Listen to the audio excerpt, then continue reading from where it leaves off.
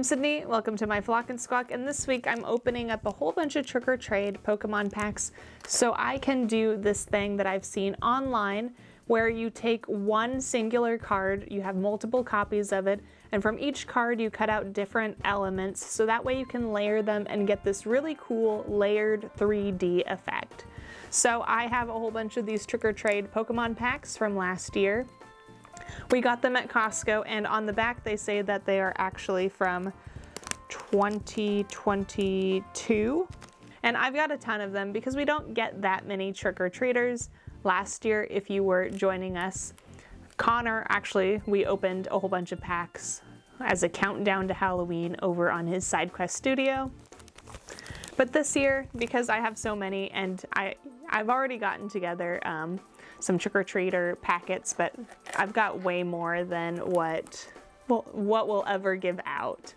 So I'm just going to open a whole bunch of these packs with you, and we are going to see if I can get enough of one singular card to be able to do this layering effect. I do know from when Connor and I open these that you get quite a few repeats. They're 3-card packs, and they're sort of just like a grouping of Pokemon and that you could potentially get in each of these. And I have a couple from when we opened it last year, and each of them have this little Pikachu pumpkin badge indicating that they're from Trick or Trade. So I'm just going to go through and we are going to see what Pokemon we get enough cards for, and then I have X-Acto blades to be able to cut them out and we can layer them. All the while I do this process, I will be doing some voiceover and talking to you about some fun facts or interesting things that I find about Pokemon. So let's just dive right in and get to opening up these packs and creating this unique card layering 3D effect.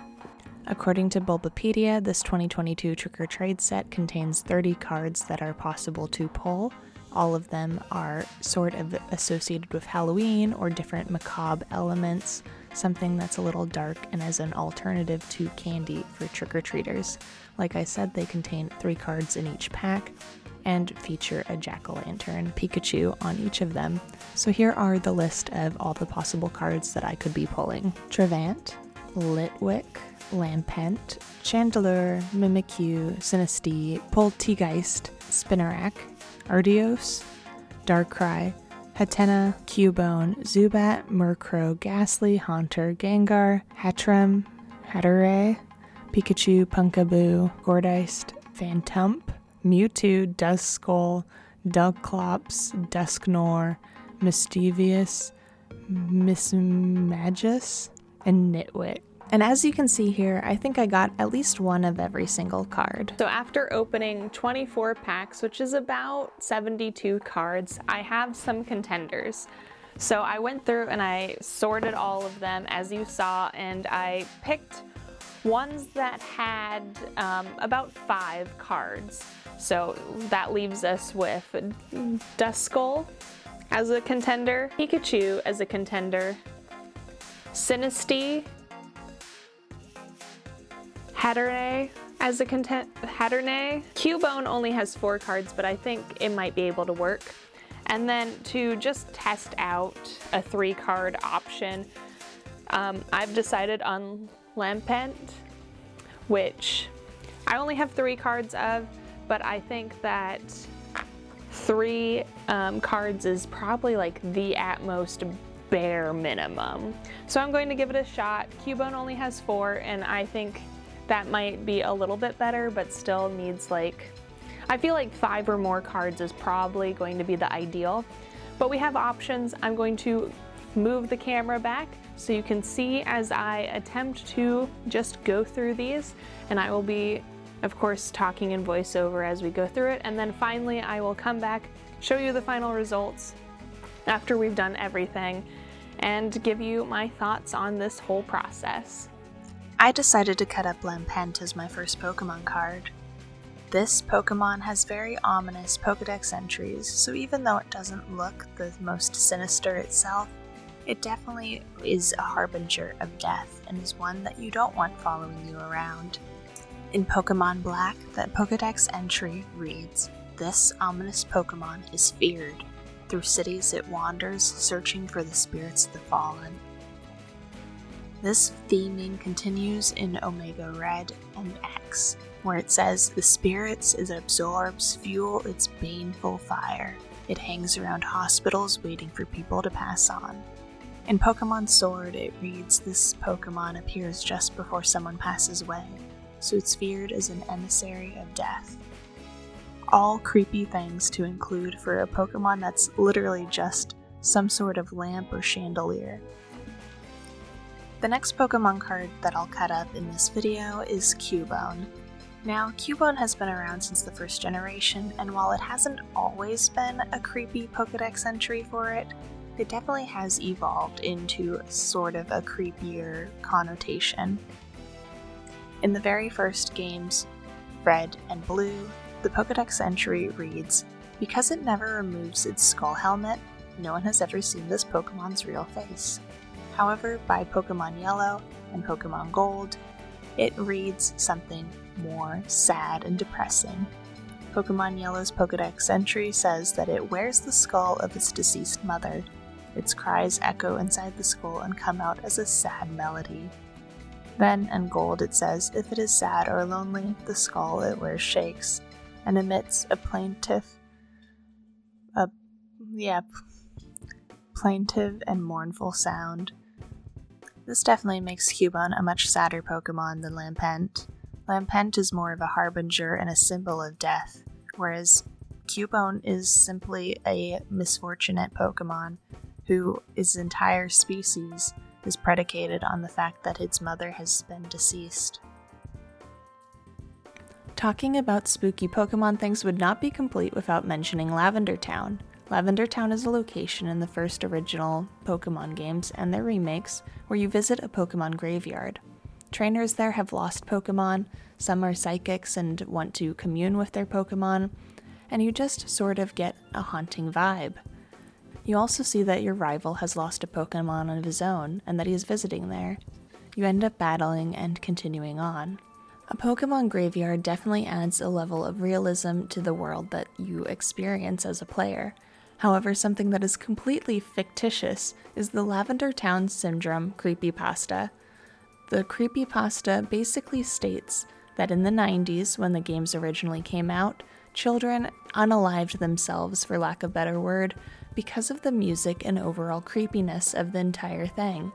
However, this is not true in the slightest, and while the music and location are definitely a little more eerie than other parts of the game, it's not something that anyone would ever have to worry about. However, this Lavender Town theory really took off, and there are tons of videos on it. I myself have watched quite a few, especially back in the day when everyone was talking about this creepypasta.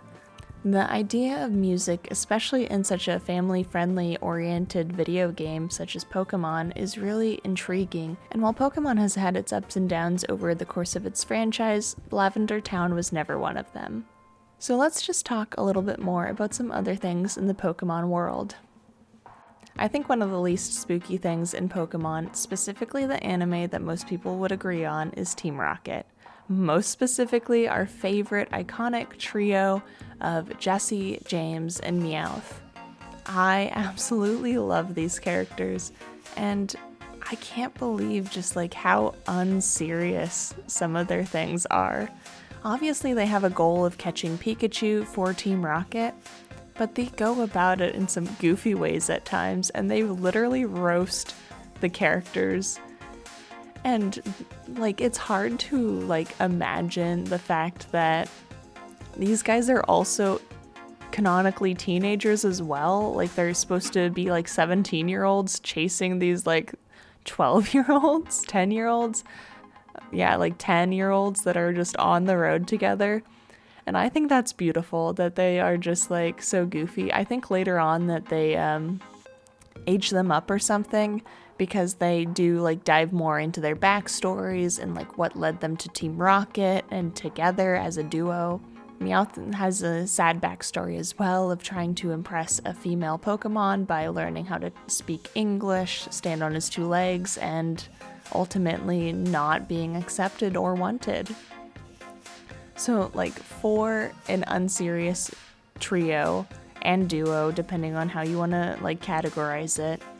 They have such a strong backstory and just history to where you're just like, how can you be so carefree and fun? Like, why are you cross-dressing? Why are you dressing up like this? I absolutely love it. Now, I can't say that I support their overall mission in terms of stealing someone else's Pokemon, but just like, it's hard not to enjoy them in the slightest. It would be hard pressed to find an episode that they are completely terrible.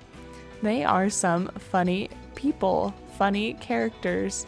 They are well loved and very deserving of that love. And I haven't watched the anime in like literal years. I feel like the last part that I really remember comes from like the movies and how there's like this plot twist and time travel and just all these things. But Team Rocket has always fully stuck with me. And one goofy thing that I can do, and I'm not claiming that I'm the best, but I can say that at least people know who I'm mimicking or who I'm trying to sound like. So in that regards, at least I have that, and I'm not sure that I've shared that online, at least that I can remember, but I can do an Ash Ketchum impersonation. So let me just Pikachu was my very first Pokemon. I remember the days on Cinnabar Island, Rel. Pikachu? No! Stop there, Team Rocket. That's my Pikachu. So just a little goofy ear candy for anyone listening. Yeah, I don't really have much to say in that regard. I know it's probably not the best, but I enjoy the fact that I can at least sound a little bit like Ash Ketchum. So yeah. So this project took longer than I anticipated, and I'm going to end it here when I only have 2 of them done. So some thoughts. I think that you can get away with 3 cards. It might just be less dynamic, but I think the effect in person is cool. I'm not sure how cool it is on camera, but here I only have 2 done. Don't judge me. This is actually harder than it looks. The X-Acto blade, even though it's sharp, doesn't necessarily cut through the cards as well as I thought it would. Little scissors do work fairly well, but to get that intricate detail, you kind of need an X-Acto blade. And it did get a little bit better for me the more that I was working with it. It's not as satisfying as I thought it would be, so I'm kind of less interested in it now than I was, which is why I stopped at only 2 cards. But I think it looks pretty cool in person, at least. I got this effect with Cubone where I did his skull and his bone as a separate layer and kind of bumped it out even more. So I think it's neat. I really like watching the videos on Instagram and that sort of thing when I see them come up. But for me, this is not the craft of my dreams. Yeah, so I hope you enjoyed this video. I hope you enjoyed hearing me talk about Pokemon and my love for it, as well as getting to see all the cards that I've pulled and my attempt at making a couple.